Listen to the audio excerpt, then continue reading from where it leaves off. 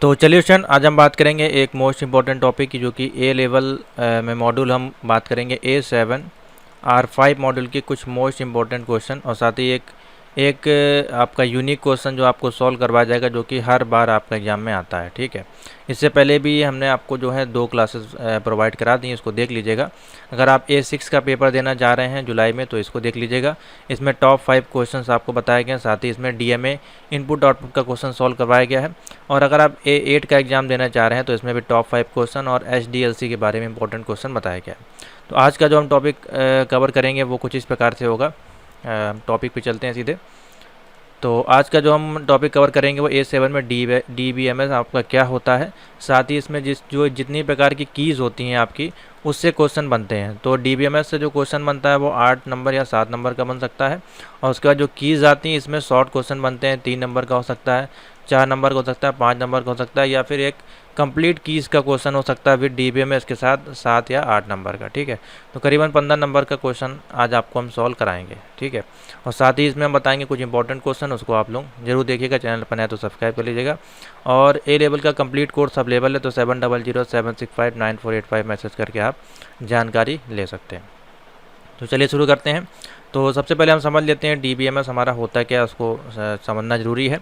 उसके साथ ही हम आगे देखेंगे।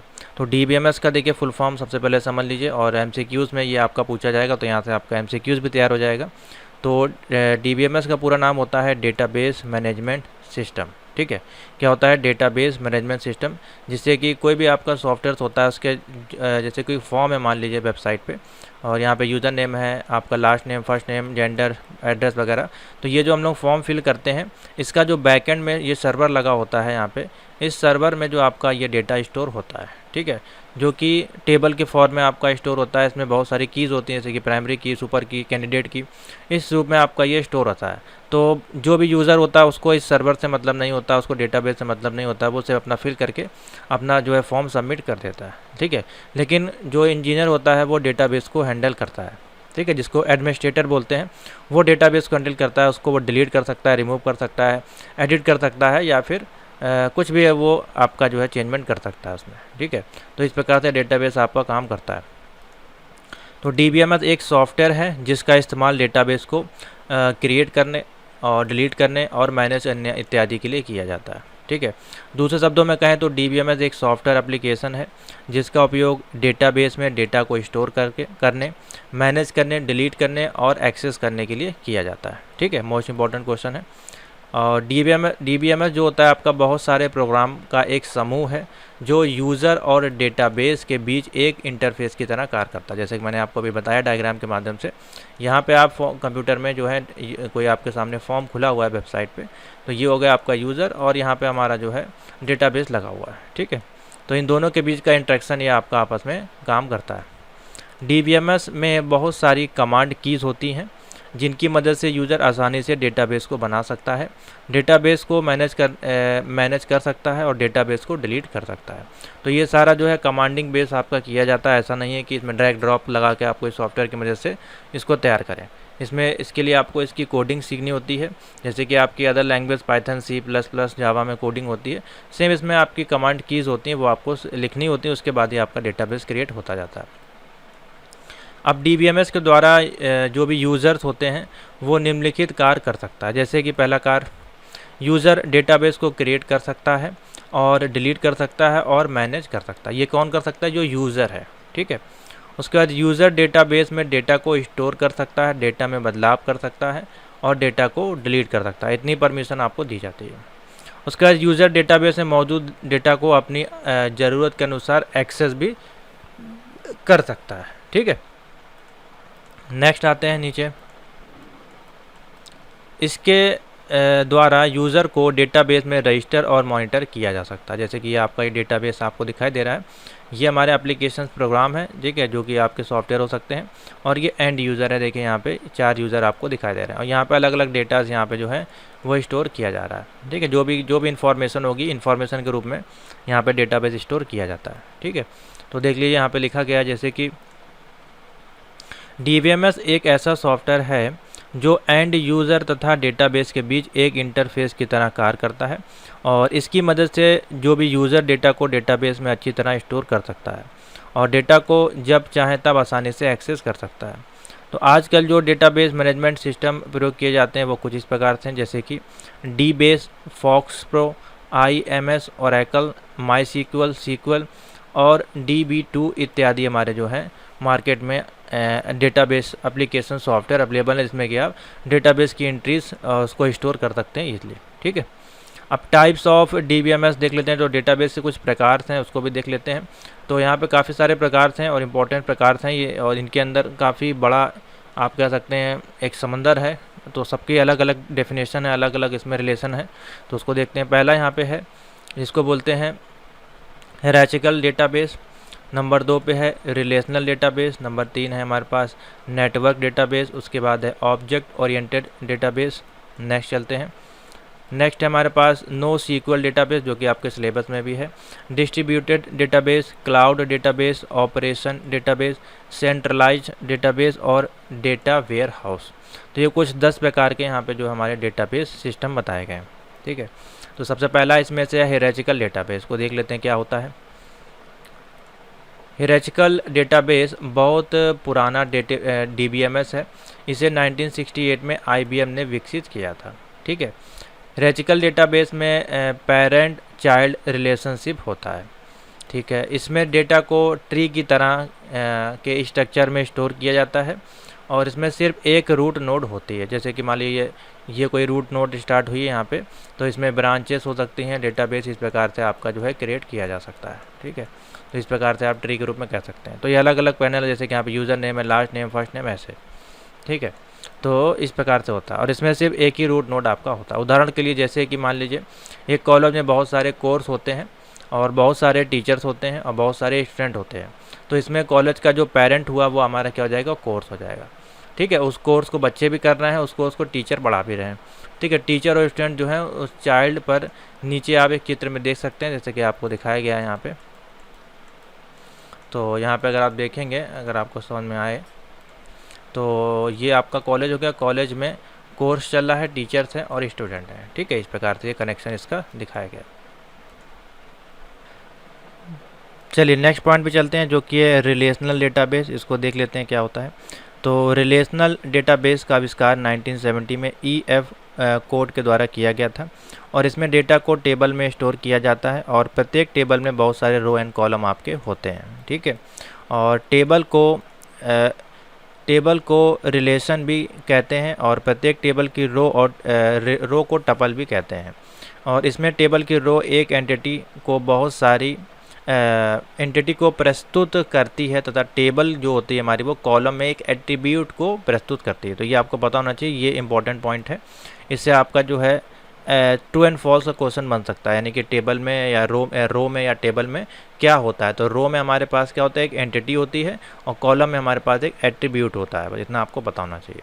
और टेबल और रिलेशन आपका जो होता है, इसमें रो को जो है टपल भी कहते हैं, ये भी आपका पूछा जाता है। तो ये भी नोट कर लीजिए, रो को जो है एक टपल भी कहते हैं और रो में हमारी एंटिटीज़ को प्रस्तुत किया जाता है या स्टोर किया जाता है, कॉलम में हमारे एट्रीब्यूट को प्रस्तुत किया जाता है।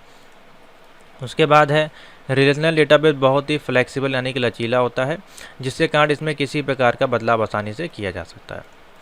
और डायग्राम में अगर आप देखें तो यहाँ पे एक एग्जांपल दिया गया, जैसे कि एक डेटाबेस किया गया टीचर की आईडी इसमें, उसमें नेम है, उसका ऑफिस है, फ़ोन नंबर, ईमेल है। ठीक है, और इसको कनेक्ट किया गया है यहाँ पे, जो कि क्लासेस के साथ है। और क्लासेस में हमारे पास कोर्स के कोड है, डे ऑफ वीक है, टाइम स्टार्ट है, टाइम एंड है, टीचर की आईडी है। ठीक है, इस प्रकार से काम कर रहा है। उसके बाद नंबर 3 है नेटवर्क डेटाबेस। नेटवर्क डेटाबेस किस प्रकार से काम करता है। तो नेटवर्क डेटाबेस का आविष्कार चार्ल्स बचमैन ने किया था आपका, जो कि 1969 में किया था। नोट कर लीजिएगा, ये पॉइंट अच्छे हैं। मान लीजिए आपका नेटवर्क डेटाबेस पूछा जाए तो आप बता सकते हैं उनके आविष्कारक कौन थे और किस सन में किया गया था। तो इसको आप थोड़ा सा हाईलाइट करके फोकस करके आप नोट्स बना लीजिएगा, तो ये डेटाबेस का टॉपिक जो है आपका तैयार हो जाएगा ईजिली। और यह हायरार्चिकल डेटाबेस का एक एडवांस वर्जन है। नेटवर्क डेटाबेस में डेटा को ग्राफ में स्टोर किया जाता है। ठीक है, उसके बाद इसमें एक से ज़्यादा पेरेंट नोड हो सकते हैं, अर्थात इसमें एक ज़्यादा पेरेंट नोड जो आपके हैं वो चाइल्ड रिलेशन भी आपके होते हैं। ठीक है, ये आगे आपको समझ में आएगा जब आप इसकी पेड बैच परचेज करेंगे तो उसमें डिटेल में आपको समझाया गया। इसमें डेटा को नेटवर्क के रूप में स्टोर और एक्सेस किया जाता है, और रिलेशनल डेटाबेस में आने से पहले नेटवर्क जो होता है आपका, डेटाबेस का इस्तेमाल सबसे ज़्यादा किया जाता है। हम आपको सिर्फ यहाँ पे हाईलाइट कर देना है एक क्वेश्चन जो कि मोस्ट इंपॉर्टेंट है और ये हर बार पूछा जाता है। ठीक है, देखिए यहाँ पे कैसे हाईलाइट किया जा रहा है। तो नेटवर्क डेटाबेस है, ये कस्टमर है, फिर ऑर्डर लिया, ऑर्डर लाइन है, ये हमारा प्रोडक्ट है, और ये हमारा देखिए शिपमेंट भी हो रहा है। ठीक है, तो इस प्रकार से काम करता है। ऑब्जेक्ट ओरिएंटेड डेटाबेस किस प्रकार से काम करता है इसको देख लीजिए। तो ऑब्जेक्ट ओरिएंटेड डेटाबेस एक प्रकार का DBMS है जिसमें डेटा को ऑब्जेक्ट के रूप में स्टोर किया जाता है, और यह क्लास और ऑब्जेक्ट से मिलकर बना होता है। ठीक है, उसके बाद है ऑब्जेक्ट ओरिएंटेड डेटाबेस को बनाने के लिए पाइथन, जावा, C++, VB.NET आदि प्रोग्रामिंग भाषाओं का इस्तेमाल किया जाता है। ठीक है, अच्छा पॉइंट है, नोट कर लीजिए। और इसका आविष्कार जो है 1980 के दशक में किया गया था। ठीक है, नेक्स्ट है, तो यहाँ पे अगर आप देखें कुछ इस प्रकार से इसके डेटाबेस की सीरीज़ यहाँ पे आपको दिखाई दे रही, जो कि मेंटेन रिपोर्ट है। ठीक है, उसके बाद ये मेंटेन एक्टिविटीज़ है। तो ऐसे ही आपस में डेटाबेस ये एज ए प्राइमरी की या फिर फॉरेन की, इस पर क्या कैंडिडेट के की रूप में कनेक्ट होते हैं। NoSQL डेटाबेस मोस्ट इंपॉर्टेंट है, आपके सिलेबस में भी है। तो NoSQL का पूरा नाम होता है नॉट ओनली SQL। ठीक है, और यह एक रिलेशनल डेटाबेस नहीं है, इसलिए इसमें डेटा को टेबल के अलावा दूसरे तरीक़ों से भी स्टोर किया जा सकता है। तो आजकल जो हमारे पास लेटेस्ट में चल रहा है वो यह डेटाबेस बहुत ज़्यादा प्रसिद्ध हो रहा है, और इसका जो प्रयोग है डेवलपर ज़्यादा करते हैं, क्योंकि यह जटिल एप्लीकेशन के लिए सही काम करता है। यानी कि जो थोड़ी सी हार्ड एप्लीकेशन आप कह सकते हैं, या बड़े प्रोग्राम्स कह सकते हैं, बड़ा डेटाबेस हैंडल करने के लिए, तो उसके लिए ये बेस्ट होते हैं। यहाँ पे अब कुछ यहाँ पे देखिए कॉलम है, ये ग्राफ हैं, की वैल्यूज़ हैं, डॉक्यूमेंट हैं, सब इसमें स्टोर किया जा रहा है। डिस्ट्रीब्यूटेड डेटाबेस, तो डिस्ट्रीब्यूटेड डेटाबेस एक प्रकार का DBMS होता है जो कि एक ही कंप्यूटर तक सीमित नहीं होता है, बल्कि यह बहुत सारे कंप्यूटर में फैला रहता है। डिस्ट्रीब्यूटेड नाम ही इसका डिस्ट्रीब्यूटेड है, आपका नहीं डिस्ट्रीब्यूट करना नेटवर्क को या डेटाबेस को। डिस्ट्रीब्यूट डेटाबेस बहुत सारे डेटाबेसों का एक समूह होता है जो कि अलग अलग लोकेशन यानी जगहों पर फैले रहते हैं। ठीक है, यह दो प्रकार का होता है, पहला होमोजीनियस डेटाबेस और दूसरा होता है आपका heterogeneous database. Most important, note कर लीजिए, दोनों नाम जो है यहाँ बताए गए हैं कौन कौन से प्रकार का होता है। नेक्स्ट है इसका, देखिए यहाँ पे डायग्राम आपका बताया गया। चलिए आगे चलते हैं। क्लाउड डेटाबेस है, तो देखिए क्लाउड डेटाबेस एक प्रकार का DBMS है जिसमें डेटा को क्लाउड कंप्यूटिंग की मदद से कंप्यूटर में स्टोर किया जाता है। अब क्लाउड डेटाबेस यूज़र को बहुत सारी क्लाउड कंप्यूटिंग सेवाएं प्रदान करता है, जैसे कि मोस्ट इंपॉर्टेंट है ये पहला पॉइंट नोट कर लीजिएगा। इसमें जो पॉइंट हम बताएंगे इंपॉर्टेंट है, जैसे कि क्लाउड डेटाबेस यूज़र को बहुत सारी क्लाउड कंप्यूटिंग सेवाएं प्रदान करता है, जैसे कि SaaS, PaaS, IaaS। ये आपका ऑब्जेक्टिव में 2 में मैथ द कॉलम में पूछा जाता है। ठीक है, और इसका सबसे बड़ा फ़ायदा यह है कि इस डेटाबेस की स्पीड जो है बहुत ही तेज़, और इसे हम अपनी ज़रूरत के अनुसार आसानी से स्केल कर सकते हैं। नंबर 8 पे ऑपरेशनल डेटाबेस। ऑपरेशनल डेटाबेस एक ऐसा डेटाबेस है जिसकी मदद से हम रियल टाइम में डेटाबेस को क्रिएट, डिलीट और मॉडिफाई कर सकते हैं। ठीक है, और इसे OLTP यानी कि ऑनलाइन ट्रांजैक्शन प्रोसेसिंग डेटाबेस भी कहा जाता है। यह डेटाबेस रोज़ होने वाले ऑपरेशन को पूरा करता है, जैसे कि एप्लीकेशन है, ऑपरेशनल डेटाबेस में यहाँ पे यूज़र लगे हुए हैं। नंबर 9 है यहाँ पे सेंट्रलाइज डेटाबेस। सेंट्रलाइज डेटाबेस एक ऐसा डेटाबेस है जिसमें डेटा को केवल एक लोकेशन में स्टोर किया जाता है, और यह डिस्ट्रीब्यूटेड डेटाबेस के विपरीत काम करता है। और डिस्ट्रीब्यूट डेटाबेस में डेटा को बहुत सारे लोकेशन में स्टोर किया जाता है, परंतु सेंट्रलाइज डेटाबेस में डेटा को सिर्फ एक लोकेशन में स्टोर किया जाता है। और इसका जो है सबसे बड़ा फ़ायदा यह है कि इसमें डेटा को आसानी से एक्सेस किया जा सकता है। ठीक है, अब यहाँ पे फाइनेंस डिपार्टमेंट है, परचेजिंग है, सेल्स है, HR है, और ये सेंट्रलाइज डेटाबेस लगा हुआ है। उसके बाद है data warehouse. Data warehouse एक प्रकार का डेटाबेस मैनेजमेंट सिस्टम होता है जिसमें डेटा को स्टोर करके रखा जाता है, और इसमें जो है डेटा लंबे समय तक स्टोर रहता है और वह लंबे समय तक एक्सेस किया जा सकता है। डेटा वेयर हाउस में नए और पुराने दोनों प्रकार के डेटा को स्टोर किया जाता है, और डेटा वेयर हाउस का कार्य सिर्फ डेटा को स्टोर करना ही नहीं होता है, बल्कि इस डेटा को सुरक्षा प्रदान करना भी होता है। तो यहाँ पे आप देख सकते हैं जैसे कि ऑपरेशनल डेटाबेस है, सिस्टम है, ERP है, CRM, तो काफ़ी सारे डेटा है यहाँ पे डेटा वेयर हाउस में। ये काफ़ी बड़ा डेटा वेयर हाउस सिस्टम आपका ही होता है। ठीक है, तो समझ में आ गया, ये आपका टॉपिक था डेटाबेस का। अब बेनिफिट ऑफ डेटाबेस क्या है देख लीजिए। जैसे कि डेटाबेस में डेटा को आसानी से खोजा जा सकता है। इसमें डेटा को आसानी से रिट्राइव यानी कि पुनः प्राप्त किया जा सकता है। इसमें यूज़र डेटा को बेहतर ढंग से मैनेज कर सकता है और डेटाबेस मैनेजमेंट सिस्टम में सुरक्षा बहुत ही अच्छी होती है और इसे कोई भी हैकर आसानी से हैक नहीं कर सकता है और इसके अलावा इसमें वायरस आने का खतरा भी कम होता है। ठीक है, इसमें डुप्लीकेट डेटा को स्टोर नहीं किया जा सकता है और इसमें एक यूज़र दूसरे यूज़र को डेटा आसानी से शेयर कर सकता है। ठीक है, नेक्स्ट है इसमें यूज़र की प्राइवेसी यानी कि गोपनीयता और इंटीग्रिटी यानी कि अखंडता को बनाया रखा जा सकता है क्योंकि यहाँ पे सारा इनक्रिप्टेड डेटा स्टोर होता है। ठीक है, इसमें यूज़र आसानी से अपनी आवश्यकता के अनुसार डेटा का बैकअप भी ले सकता है। DBMS में काम करना बहुत ही आसान होता है और इसमें यह आसानी से कोई भी कार्य कर सकता है। इसमें बड़ी मात्रा में डेटा को स्टोर किया जा सकता है और इसमें एक ही समय बहुत सारे यूज़र आपके काम कर सकते हैं और यह आपका जो है यूज़र फ्रेंडली प्रोग्राम आपका होता है। अब DBMS के नुकसान क्या है इसको भी देख लेते हैं। तो इसमें जो है हार्डवेयर और सॉफ्टवेयर की कीमत बहुत ही अधिक होती है और यह डेटाबेस मैनेजमेंट सिस्टम में काम करना कठिन होता है, इसलिए यूज़र को इसकी एक्स्ट्रा ट्रेनिंग देने की आवश्यकता होती है। इसमें कभी कभी बिजली फेलियर के कारण डेटा अपने आप डिलीट भी हो सकता है और इसका जो है डिज़ाइन काफ़ी कॉम्प्लेक्स यानी कि जटिल होता है और इसमें कई यूज़र्स जो होते हैं एक समय में एक ही प्रोग्राम को एक्सेस करते हैं जिसके कारण कभी कभी कुछ डेटा का नुकसान होता है।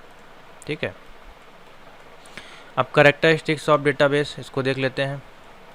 यह किसी भी प्रकार के डेटा को स्टोर कर सकता है और इंटरनेट में जितने भी प्रकार का डेटा होता है या उन सभी को स्टोर कर सकता है और यह ACID प्रॉपर्टीज़ को सपोर्ट करता है, यानी कि ACID का अर्थ होता है एक्यूरेसी, कंप्लीटनेस, आइसोलेशन और ड्यूरेबिलिटी।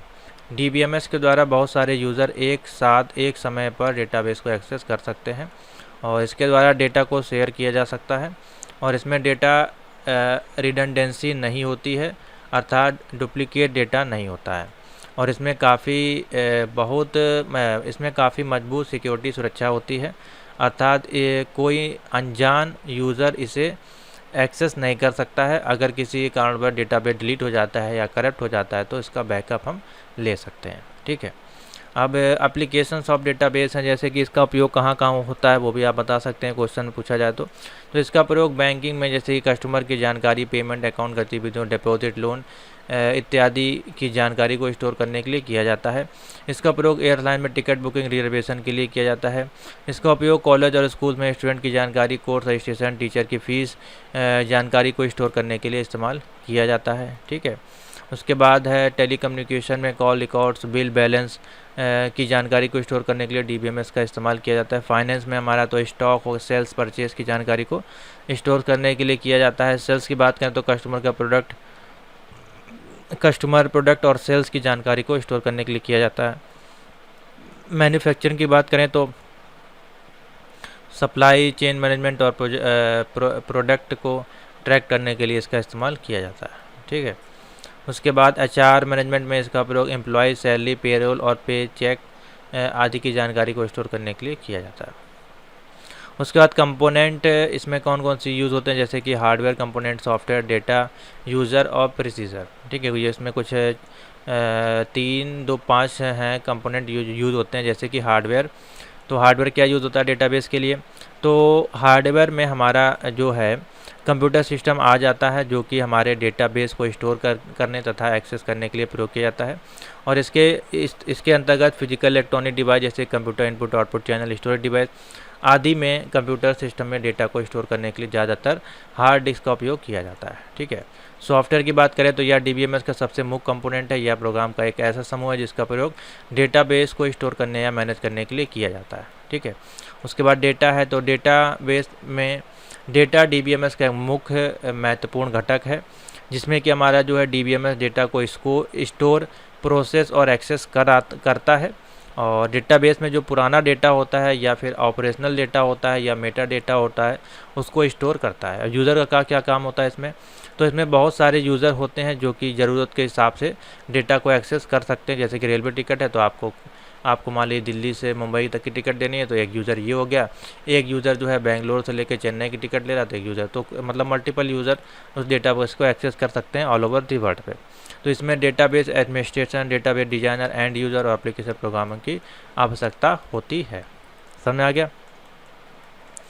अब बात कर लेते हैं DBMS और फाइल सिस्टम के बीच अंतर। ये भी काफ़ी क्वेश्चन आता है आपका 3 से 4 नंबर में, तो उसको देख लेते हैं। तो DBMS एक सॉफ्टवेयर है जिसके द्वारा DBMS को मैनेज किया जाता है। फाइल सिस्टम कंप्यूटर में फाइल्स को स्टोर करने के लिए एक तरीका होता है।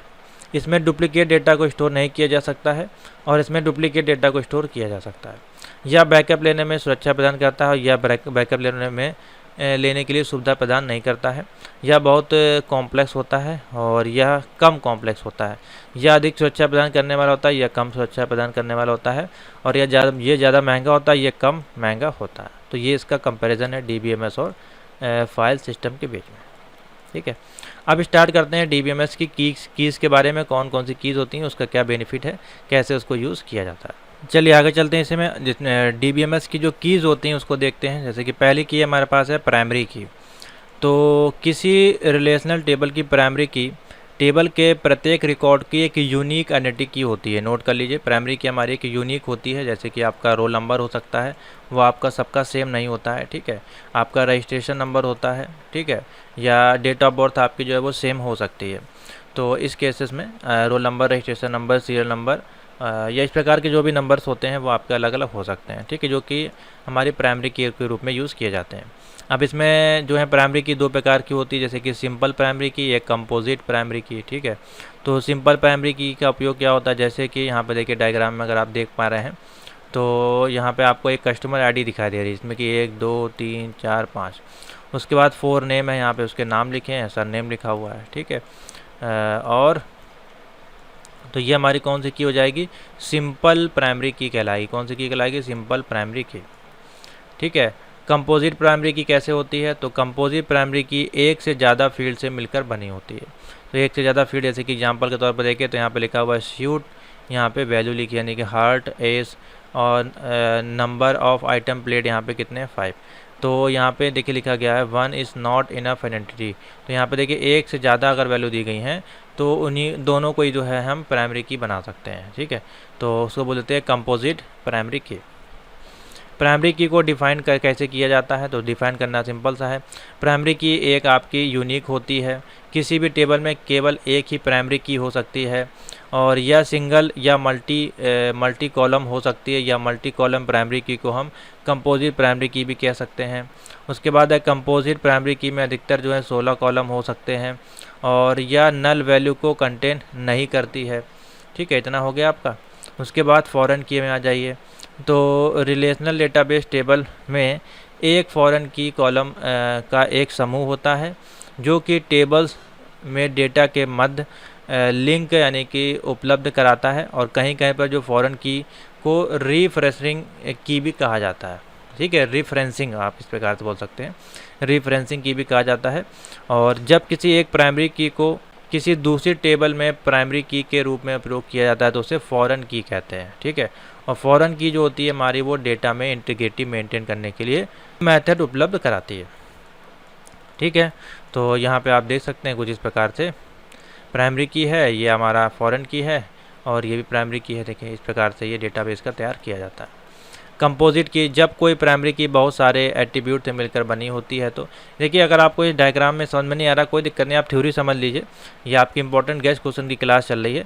बाकी जब आप पेड बैच परचेज़ करेंगे, ठीक है, और चैनल पे जाएंगे और होम बटन पे क्लिक करेंगे, जब आप पेड बैच ज्वाइन कर लेंगे तो यहाँ पे कम्प्लीटली आपको वीडियोस मिल जाएंगी। ठीक है, यहाँ पे सारी वीडियोस अवेलेबल हैं। प्लेलिस्ट में आप आइएगा ए लेवल की, तो DBMS की A5, 6, 7, 8, 9 और 10 सभी की वीडियोस यहाँ पे हमने प्रोवाइड करा दी हैं। ठीक है, तो ये पेड बैच में आपको देखने को मिल जाएंगी, उसमें ये डिटेल में आपका समझाया गया है। ठीक है, तो ये हो गया आपका ये आपका एग्जाम्पल होगा, देखिए S1 S2 ST इस प्रकार से इसमें ईमेल आईडी बनाएगी AC और का, तो इसमें हमारी ये दोनों हमारी मिलके बन गई कंपोजिट की, ठीक है। उसके बाद है आर्टिफिशियल की, इसको भी देख लेते हैं, लास्ट है ये आपके पास। आर्टिफिशियल की तब परमिट होती है जब किसी भी एट्रीब्यूट्स के पास प्राइमरी की प्रॉपर्टीज़ नहीं होती। मान ली प्राइमरी की नहीं बन पा रही तो फिर यहाँ पे आर्टिफिशियल की बनाई जाएगी, और प्राइमरी की बहुत बड़ी तथा कॉम्प्लेक्स होती है, ठीक है। उसके बाद सुपर की है, तो RDBMS में सुपर की कॉलम का एक कॉम्बिनेशन होता है जो कि रो को यूनिक आइडेंटिटी प्रोवाइड कराता है। उसके बाद है कैंडिडेट की, तो RDBMS में कैंडिडेट की वह की होती है जो कि एक टेबल में प्राइमरी की कैंडिडेट की तरह कार्य करती है। हम सिंपल वर्ड में कह सकते हैं कि जो हमारी कैंडिडेट की होती है वो प्राइमरी की ज़रूरत को पूर्ण करती है, ठीक है। तो ये दोनों आपस में अपोजिट काम यहाँ पे कर रहे हैं कुल मिला के। तो ये है आपका DBMS का टॉपिक जो आपको कवर करना था, और ये मैंने बता दिया कितने नंबर का पूछा जाता है। अब हम आपको 2024 जनवरी का पेपर दिखाते हैं, और देखिए यहाँ पे पहले ही क्वेश्चन पूछा गया है, वो शॉर्ट में देखिए क्वेश्चन पूछे गए, what are the main characteristics of database management system. तो अभी हमने आपको इस थ्योरी में बताया, तो आप यहाँ पे जाके डेटाबेस की जो भी थ्योरी हमने आपको बताई, यहाँ पे कैरेक्टरिस्टिक्स बताए हैं, वही सब आपको यहाँ पे लिख देना है, ठीक है। तो ये क्वेश्चन तो आपका ये हो गया। What are derived attributes gives example, तो ड्राइव्ड एट्रीब्यूट्स आपका क्या होता है उसके बारे में बताना है, तो ये हमने नहीं बताया। तो देखिए अभी हमने आपको बताया एक्सप्लेन दी सुपर की क्या होती है उसके बारे में बताना है। ये आपका 3 नंबर में 4 नंबर में पूछा गया आपका, ठीक है। तो ये आपको PDF नोट्स में मिल जाएगा। बाकी अभी हमने यहाँ पे भी आपको लास्ट में समझाया सुपर की, देखिए यहाँ पे दी गई आर्टिफिशियल की, उसके बाद सुपर की RDMS का एक सुपर की कॉलम का एक कॉम्बिनेशन होता है जो कि रो को यूनिक आइडेंटिटी प्रोवाइड कराता है, ठीक है। अब आपको कौन कौन से पढ़ने हैं वो हम बता दे रहे हैं आपको, ठीक है। तो एक तो ये हो गया आपका की वाला, तो मैंने बता दिया, डेटाबेस ही बता दिया, ठीक है। एक क्वेश्चन नोट कर लीजिए, इसमें ज़्यादातर पूछा जाता है, ये देखिए इसमें शॉर्ट में क्वेश्चन ज़्यादा पूछे जा रहे हैं, ठीक है। तो शॉर्ट में क्वेश्चन आप अच्छे से तैयार करके जाइएगा। एक MongoDB का क्वेश्चन जो है काफ़ी ज़्यादा आपका पूछा जाता है, एक्सप्लेन आर्किटेक्चर अबाउट MongoDB, ठीक है। MongoDB से संबंधित 2-3 क्वेश्चन होंगे, यानी कि उस डेटा को कैसे क्रिएट करना है, डिलीट करना है, या फिर डेटाबेस और MongoDB में क्या डिफरेंस होता है, ठीक है। तो इसको आपको पता होना चाहिए। हाउ डज अ प्राइमरी की कंस्टेंट डिफर फ्रॉम यूनिक की, तो यूनिक की और प्राइमरी की में क्या अंतर है। तो ये की वाले जितने भी क्वेश्चन हैं ये पूरी की आपको पता होनी चाहिए, अच्छे में डिटेल में, कम से कम 1-1, 1.5 पेज के आंसर आपको इसके पता होना चाहिए। एक क्वेश्चन आता है बहुत ज़्यादा, what are the basic structure of JSON, तो जेसन को कैसे रिप्रेजेंट करते हैं इसके बारे में आपको पता होना चाहिए, ठीक है। और what are the common types of content relational database आपका क्या होता है, तो अभी हमने सारे डेटाबेस आपको समझा दिए हैं, ठीक है। तो ये आपको पढ़ के जाना ही है।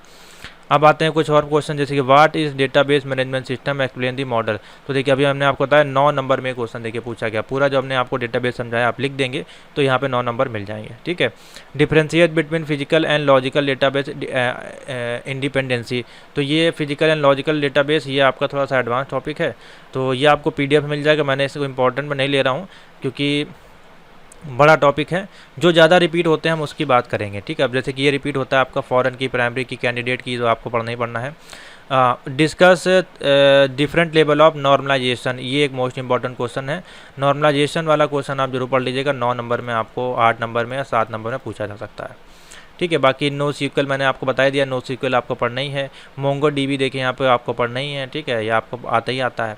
और इसमें कुछ एक कीज़ होती हैं जैसे कि BCNF, BNF, ये जो कीज़ होती हैं ये भी आपको पता होना चाहिए, इस पर भी क्वेश्चन आपका बनता है। हाँ, एक क्वेश्चन ये इंपॉर्टेंट है, वीक एंटिटी और स्ट्रॉन्ग एंटिटी में क्या डिफरेंस है, ठीक है। बाकी ज़्यादा इंपॉर्टेंट नहीं है, हम आपको नहीं बताया कि ये छोटे छोटे हैं, ये तो टेबल आपको क्रिएट करना है, तो पढ़ना ही पढ़ना है आपको।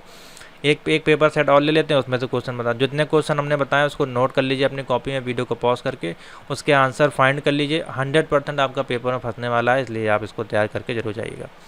इसमें डेटाबेस के क्वेश्चन आपको बता देते हैं 2023 जनवरी के पेपर को अनुसार। बाकी इन सभी के सोल्यूशन चैनल पे अवेलेबल है, ठीक है, जाके देख लीजिएगा। हम सिर्फ आपको लॉन्ग क्वेश्चन बता दे रहे हैं। देखिए यहाँ पे पूरा MariaDB का क्वेश्चन आ गया, what is the difference between management system, देखिए वही चीज़ क्वेश्चन है आपका, सेम क्वेश्चन आ गया यहाँ पे, ठीक है। उसके बाद देखिए MariaDB या MongoDB एक ही चीज़ है यहाँ पे। Discuss the 3 level of database, तो ये भी देखिए वही क्वेश्चन है, ठीक है। और रिलेशनल डेटाबेस के बारे में पूछ लिया गया, ठीक है। उसके बाद देखिए जेसन का देखिए यहाँ पे क्वेश्चन आ गया यहाँ पे। उसके बाद कोई नया क्वेश्चन है, हाँ, difference between physical and logical data independence, what are the 3 condition of determine, ये नया क्वेश्चन है, ये तो नहीं आएगा फिलहाल, अच्छा क्वेश्चन नहीं है। बस इतना ही क्वेश्चन है, जितने मैंने आपको बता दिए इतने क्वेश्चन आप तैयार कर लेंगे, इसलिए आपका 30 नंबर का पेपर हो जाएगा। बाकी जो छोटे मोटे क्वेश्चन 3, 4, 5 नंबर के क्वेश्चन आएंगे वो तो फिर आपको थ्योरी के अनुसार ही पढ़ने होंगे। जैसे आप थ्योरी पढ़ते जाएंगे चैप्टर के अनुसार तो आपको क्वेश्चन फंस जाएंगे। तो मैंने आपको 5-6 क्वेश्चन यहाँ बता दिए हैं, ये क्वेश्चन आप तैयार कर लीजिएगा तो आपका जो है पेपर अच्छा हो जाएगा। तो thank you for watching, video अच्छी लगे तो लाइक शेयर जरूर कर दीजिएगा और चैनल पर सब्सक्राइब कर लीजिएगा। इसी प्रकार की वीडियोज़ अभी आपको और देखने को मिलेंगी।